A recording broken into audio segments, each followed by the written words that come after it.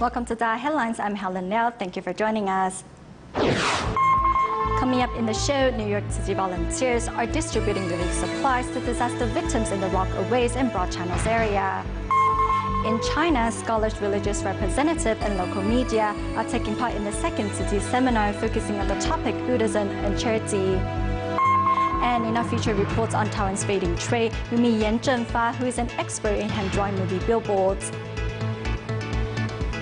In the United States, New York City volunteers have continued to distribute relief supplies to the disaster victims affected by Hurricane Sandy in the Rockaways and Broad Channels areas. Along the way, volunteers have met other good Samaritans who are volunteering to help and brave disaster victims that are just counting their blessings for being alive. On this cold morning, 14 Tzu Chi volunteers from the Tzu Chi New York chapter departed for Rockaway Peninsula with 100 packs of daily necessities, 60 environmental blankets, and 250 hot meals for the disaster victims. We are driving towards West Hamilton Beach to deliver the relief supplies to the local fire station. 5 days after the disaster, these volunteer firefighters are finally getting the supplies they need to help their community. Over here, over here. We're getting a lot of donations from a lot of different organizations, such as yours, the police department, individuals from upstate that are coming down here to deliver merchandise. People from Long Island that weren't affected, we're here delivering food. So it's, you know, everybody's helping each other. On my block, 2 blocks over, the water was above my head. Your guys are here to help. I know someone dropped off sandwiches yesterday. I know the Resorts Casino dropped off food the other day too. So I feel like everyone's trying to chip in to help, to do what they can. I think it's tough right now. I think nobody was prepared for this to be as bad as it was, you know? Leaving West Hamilton Beach, Tzu Chi volunteers headed over to Broad Channel and meet many individual volunteers who have come to help out. How could I not? I had so much. My home I had electricity. I was safe. How could I not? How could I sit at home and not do anything? I have friends that live in this community that lost everything. I have friends in Breezy Point, lost everything. They had nothing. They didn't have food here. Here at the local American region, supplies and hot meals have poured in from individuals and organizations. I don't want to cry, but I lost my whole house. Everybody just came together. All the residents from Broad Channel brought the stuff that they saved, all the clothes, the food that they had left, they brought it here. Everybody will help each other, but it's going to be very, very hard. And if we don't get any help, like, you know, the lights or anything, it's going to be very hard. Hygiene products like toothbrushes and towels have all been dropped off here because if they don't have any at home, they can get them here as they can't buy things at supermarket as it's closed. Besides hygiene products, today Tzu Chi volunteers brought hot soup, enough for 350 people, hoping to bring a little warmth to these disaster victims. Best soup I ever had in my life. And I have to thank everybody. God bless you all for doing this. We needed this. All I wanted was hot soup. In order to save on gasoline, the volunteers all squeeze into one car, no matter the amount of relief supplies or people. Everything fits in one car. We also accompanied Tzu Chi volunteers in distributing hot soup door to door for those disaster victims that are unable to make it to the American Region Relief Distribution Center. These disaster victims are far from the American Region Relief Distribution Center. They would have used up gas to get there, so they can't drive. In this cold weather, what they need most is blankets and hot soup. Thank you very much. Very nice. Soup, thank you. Just waiting for gasoline, electricity, and then we can really start doing, because you can't have heat without electricity. None of the oil burners work. So we're waiting on that. Then things can get closer to normal. We're trying our best to be alive because Sandy's going around. We were freezing last night. I'm boiling water, but you can't go to bed with that on, so you have to shut it off. And then once you shut it off, it's bad. It's really bad. With the good help of these people, we're going to have some nice warm soup, right? Yes. Yes? And what do you say, girls? Thank you. Thank you. I drove all the way from Missouri. It took me 24 hours to get here. I left 2.5 days ago, and I got here 5 hours ago. We have a food truck here on 11th Road. If anybody needs anything, come on down. They can have whatever they want. So how many days are you going to stay here? Until we rebuild. I'm not leaving. I'm not leaving. I'm not leaving. During our journey of delivering hot soup, we meet David, who returned to where he grew up to help those in need. And in this moment, we are witnessing the brighter side of human nature. In the aftermath of Hurricane Sandy, the Tzu Chi, New Jersey chapter established a disaster command center on November 3rd. After conducting a disaster survey, volunteers are planning to carry out relief distribution for the hot-hit areas of Little Ferry, Toms River, New Brunswick, and Atlantic City. Through the introduction of the mayor of Toms River, Tzu Chi received permission from the state's Office of Emergency Management to visit the sealed-off areas of Berkeley Township and Pelican Island for a disaster assessment. Thank you. Thank you. Here, trees, power lines, and even houses lay broken or in pieces on the street. Cars that were not moved in time lay smashed, and even boats were blown ashore by the powerful winds. But this house looks perfectly okay. After Sandy, New Jersey truly looks like what Governor Christie called a war zone. To help, the Tzu Chi, New Jersey chapter set up a disaster command center and will carry out aid distributions in the areas of Little Ferry, Toms River, New Brunswick, and Atlantic City. We hope that starting from now, each zone will have a person responsible for communications. In addition to cash cards, the volunteers also plan on distributing blankets to help against the encroaching cold weather. They hope to also increase the speed and range of the distribution. We hope to prepare 4,000 of these relief packs because the scale of the destruction is just enormous. If we are talking about several hundred households, we need a venue and security. Do we need to ask for law and order organizations like the police to come support? The location of the venue is very important. If it is too far away, the disaster victims won't be able to make it. Although many volunteers suffer power outages or other damages in the storm, they are still here today, putting the needs of others ahead of their own. Despite the extent of the work, volunteers are committed to getting help to the residents affected as soon as possible. In a local community in Phra Pradeng, Thailand, a fire broke out on the morning of October 30th due to a faulty electrical wire. 2 days later, Tzu Chi volunteers arrived to distribute emergency cash, straw mats, second-hand clothes, and daily necessities. Taking out her change and placing it in the bamboo coin bank, this senior has already donated 200 bahts. She searches through her wallet for more coins and then donates the rest of her change. It is not often that the poor donate money because of their hardships. However, what I witnessed from this 87-year-old senior was immense kindness. Although these local residents lost all their belongings in the fire which broke out in the community in Phra Pradeng on the morning of October 30th, they believe their future is still filled with hope. Tzu Chi volunteers were on scene 2 days later with emergency cash and relief aid. We are so happy that Tzu Chi is here to help us. Whether we are Taiwanese or Thai, we should all help and love each other, just like one family. Although these straw mats, blankets, and daily necessities do not replace their belongings, this relief aid will help these local residents get through this difficult time.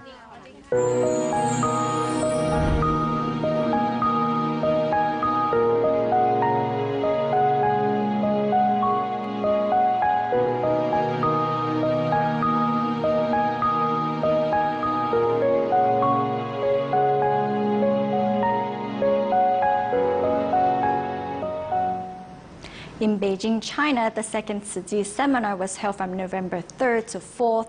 This year, the seminar based on the topic of Buddhism and charity was joined by scholars, religious representatives, and local media. During the seminar, everyone shared their ideas on how to apply Buddhist teachings to their daily lives. Early in the morning, Tzu Chi volunteers are busy shoveling the snow on the road. On the night of November 3rd, Beijing witnessed the first snowfall of this winter. Regardless of the cold weather, the second day of the Tzu Chi seminar was still joined by many. Tzu Chi volunteers seized the opportunity to share their experiences and how they are assisting women in the Zulu community. It started with love from one person and become the love of tens of thousands of people. The concept of love is passed on and it will influence others. Even during break time, participants seize every chance to interact with each other and share their views of the seminars. The purpose of attending the seminar is to have a solid understanding of Tzu Chi. During the seminar, we discussed Tzu Chi's humanistic values and I learned a lot. As a Buddhist, I hope this kind of seminar can be held in other places so these Buddhist teachings can spread far and wide and the world can be filled with goodness. This year's Tzu Chi seminar was based on the topic of Buddhism and charity and was joined by scholars and religious representatives. During the seminar, everyone discussed ideas on how to apply Buddhism to daily life, as many believe that Buddhism is not purely about self-cultivation anymore.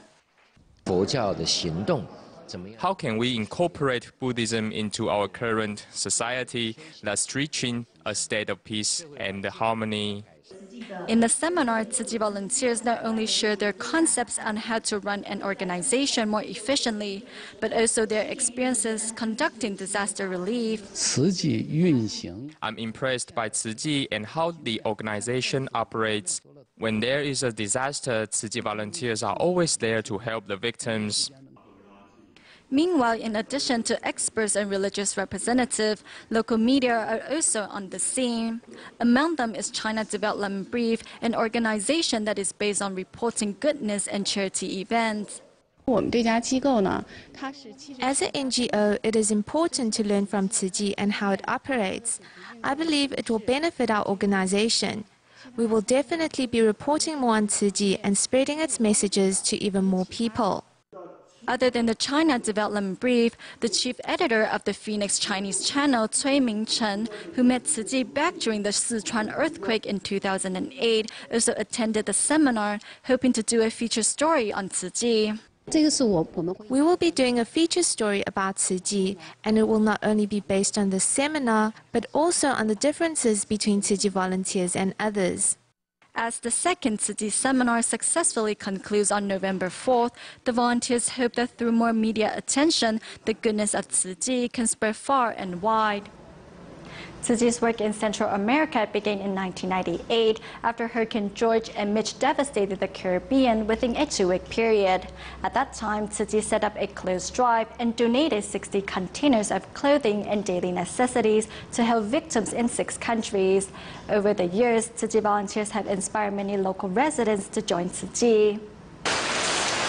In October 2012, regardless of the rain, Tzu Chi volunteers from the United States are searching for a suitable location for the construction of a new school building.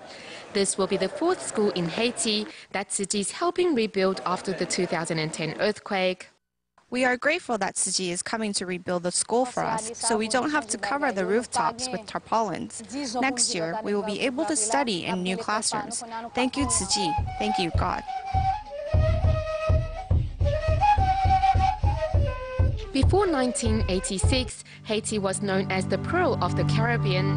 However, due to long-term political unrest and war, Haiti later became the poorest country in Central America. But it was the flooding In 1998, after Hurricane George and Mitch left a trail of destruction in the Caribbean,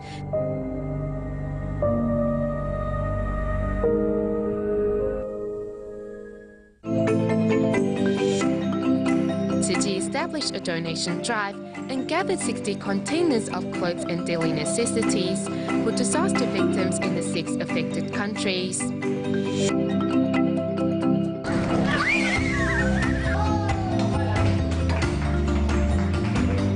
total, Tzu Chi donated 360,000 pieces of second-hand clothing, which the volunteers first washed and cleaned before categorizing according to size and age.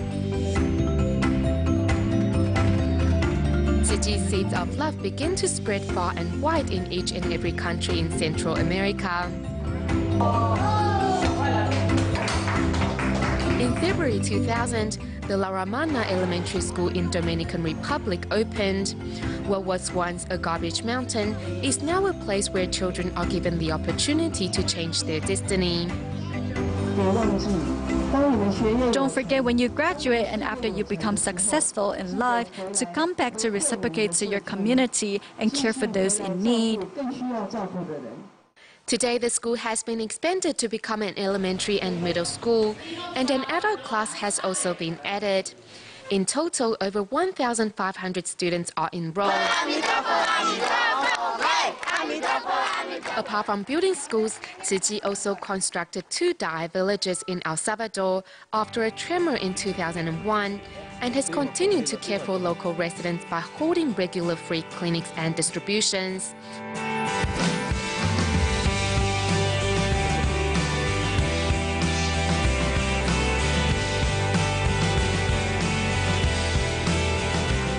For over a decade, Tzu Chi's love has inspired many local residents to join the volunteers' ranks. I came to Honduras 13 years ago after Hurricane Mitch to carry out relief work. At that time, I remember all the volunteers were from the US, but this time around, there are only 5 of us, and this is what the Master wants us to do, to gather local volunteers. I'm very happy that Tzu Chi come to Honduras because not only here, but Tzu Chi is helping those in need everywhere. I'm glad to have Tzu Chi here. We must rely on local volunteers to spread Tzu Chi's seeds of love, which we can see have already taken root here. Over the past 15 years, Tzu Chi's Seeds of Great Love has created a ripple effect in the Caribbean, and the future of needy families in the region is full of hope. Next, in Taiwan's Tainan, we meet Tzu Chi New Shoe Scholarship recipient Zheng Hanwu, who has taken on the responsibility of caring for his 75-year-old father and holding a part-time job in a bakery during holidays to make ends meet. For such effort, he was awarded the Filial Piety Award. Washing and cutting vegetables, Zheng Hanwu starts to prepare for dinner soon after he gets back home from school. He has lived alone with his father since he was a child and therefore knows how to look after the family. Hanwu will do the laundry, clean the house and cook. When my shoulder is sore, he will give me a massage. With Hanwu's father's right arm injured, he was forced to give up his job, which meant the family could no longer make ends meet. Therefore, Hanwu started to work at a bakery during the holidays. He has learned baking step by step. Now he has learned almost all the skills. Since 2011, Tzu Chi has continuously cared for the family and paid for Hanwu's tuition. The NGO also awarded him with its Filial Piety Award. I was quite surprised when I was awarded with the Filial Piety Award. It is a kind of affirmation for me. I don't feel myself to be inferior anymore. Thinking of the warmth and love brought by Tzu Chi, Hanwu hopes to become someone who can help those in greater need.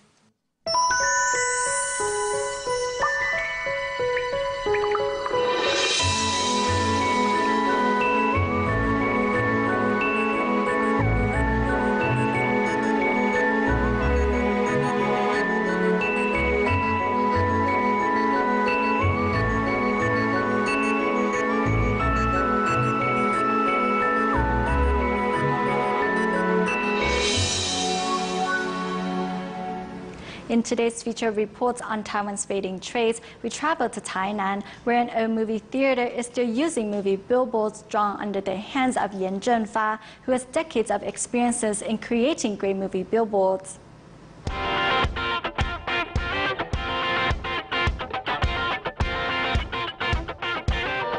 Traveling back in time, the bustling scene at movie theaters is evidence of the passion people had towards movies at the time. In the old days, movie advertisements depended on hand-drawn billboards, and Yan Zhenfa was one of the top masters in the field. He wasn't a leading role in the previous movie. If I had written them, I would remember. Yan knows every leading role in a movie as he has had to study their facial expressions for his paintings. The facial expression is the most important, but it is not that easy to capture. To accurately enlarge the posters onto a signboard, the artist divides the paper into sections and starts by painting the character's face. To turn this small poster into a big one, this is what I have to do, or else I won't be accurate. The artisan paints over the original drawing of a previous movie and over time has created thousands of movie billboards. Having many decades of experience, Yan Zhenfa says he has always been passionate about art. I would draw and it turned out great. I would draw one picture after another from the newspapers. I asked my aunt who lives in Tainan if there was anyone teaching billboard painting. And with that love and passion, he stepped into the world of movie billboards. At that time, I would be drawing 400 to 500 paintings a month and often worked through the night without sleeping. Creating a great billboard is no easy task, as Yan had to observe how his teacher painted and also researched his own ways of capturing the attention of passers-by. At that time, I hadn't quite captured the essence and couldn't make that final breakthrough. Being stuck, I researched other ways and finally found a trick. A perfectionist in his work, Yan even went into the field of oil painting to improve his art skills. To the artist, a good painting must work to capture facial expressions.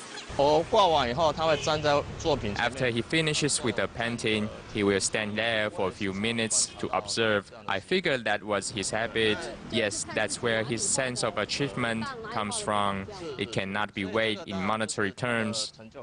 The third-generation owner of this old movie theater grew up watching Yan Zhenfa painting signboards and cherishes the hand-drawn paintings which are rarely seen nowadays.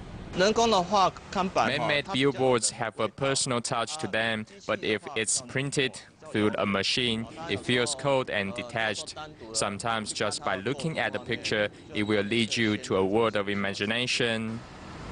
Hand-drawn movie billboards must not only focus on light and shading, but also on the touches of the paint brushes the artist uses. Taking the signboard for the Taiwanese movie of Warriors of the Rainbow Scenic Ballet, for example, a combination of characters are painted to create a diverse scene. Tanaka Chie was one of director Wei Desheng's leading roles, so we put her in the picture. This product is the combined creativity of the director's script, our theater's idea, and the painter's creativity. Through the hands of a movie billboard painting artist, audiences are able to enjoy a different aspect of the movie industry. Yan Zhenfa's devotion towards painting often draws the attention of passers-by, who all give their compliments on the artist's work. However, with fewer people interested in learning the skill, the disappearance of hand-drawn movie billboards is only a matter of time. At the end of the show, we go back to the United States, where the Tzu Chi Dallas chapter and the Tzu Chi Arlington liaison office held a vegetarian food sale to raise funds for the victims of Hurricane Sandy. We'll leave you with these images. Thank you for watching DaAi Headlines. Goodbye.